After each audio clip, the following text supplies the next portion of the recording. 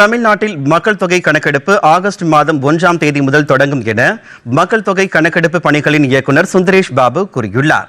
சென்னை பத்திரிகை தகவல் அலுவலகத்தில் செய்தியாளர்களிடம் பேசிய அவர் 2027ஆம் ஆண்டு மக்கள் தொகை கணக்கெடுப்பு இந்திய வரலாற்றிலேயே முதல் முறையாக 100% டிஜிட்டல் முறையில் நடைபெறவுள்ளதாக தெரிவித்தார். இதன் ஒரு பகுதியாக மக்கள் தாங்களே இணையதளம் மூலம் தங்களது விவரங்களை பதிவு செய்யும் சுய கணக்கெடுப்பு வசதியும் முதல் முறையாக அறிமுகப்படுத்தப்பட்டுள்ளதாக கூறினார்.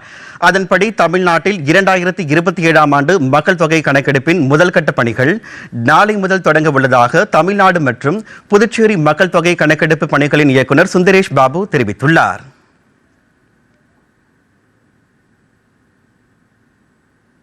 செல்ஃப் எனுமரேஷன் ஃபெசிலிட்டி வந்துட்டு 15 days விண்டோ பீரியடில் கரெக்டாக இருக்கும். அதுக்கப்புறம் மெயின் ஆக்டிவிட்டி வந்து ஃபீல்டு ஆக்டிவிட்டி வந்து 30 நாட்கள் பீரியடு ஆகஸ்ட் 1ஆம் தேதியிலேருந்து ஆகஸ்ட் 30ஆம் தேதி வரைக்கும், அதுவும் கரெக்டாக 30 days தான். 30 daysனா 30th அந்த ஃபீல்டு ஆக்டிவிட்டி வந்து முடிஞ்சிடும்.